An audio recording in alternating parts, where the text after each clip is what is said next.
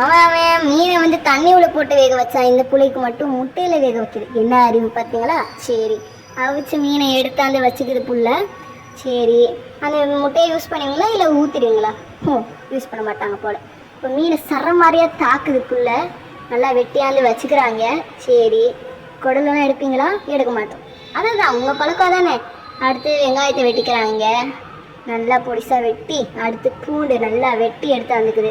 நல்லா வெட்டி இருக்கு புல்ல. இதுக்கு அண்டையாச்சும் பாராட்டணும். அடுத்து மசாலாவை எடுத்து போட்டுக்கிறாங்க. ஏதோ மொழு மொழுன்னு இருந்தது வழுக்கு வழுக்குன்னு ஆயிட்டுருச்சு. இப்போ அதை நல்லா கலந்து எடுத்து சாஸ் ஊற்றிக்கிறாங்க. சாஸ் என்ன சாஸ்ன்னு தெரியல. ஊற்றியாந்து அதில் வந்து மசாலா என்னத்தையும் கலந்துக்கிறாங்க. சரி, அந்த மீனில் இருக்க குடல் எடுக்கல, அந்த ரத்தத்தோடையே போட்டாங்க. சரி, அதோடு தண்ணி ஊற்றிட்டாங்க. அப்போ தான் அந்த ரத்தமும் அந்த தண்ணி டேஸ்ட் வந்து சாப்பாடு நல்லா ரெடி ஆகும்னு சொல்கிறாங்க. சொல்லாமல் சொல்கிறாங்க. அடுத்து லெமன் பாதியும் முடிஞ்சு போச்சு. இன்னும் லெமன் எதுக்கு இன்னைக்கு நறுக்கிக்கிட்டு கிடக்குதுன்னு தெரியல. நறுக்கி இப்போ பூண்டு மிளகா அம்பட்டையும் எடுத்தாந்து போட்டு எண்ணத்தையும் போடுது, உப்பு போடுது, சீனி போடுது, போட்டுக்கிட்டே இருக்குது. சரி, அடுத்து மூடி நல்லா அரைச்சிக்கிறாப்புல. சரி, இது என்னத்துக்கு கலைக்க போகிறாங்க போல், அதில் கலந்து போயிட போகிறாங்க போல்.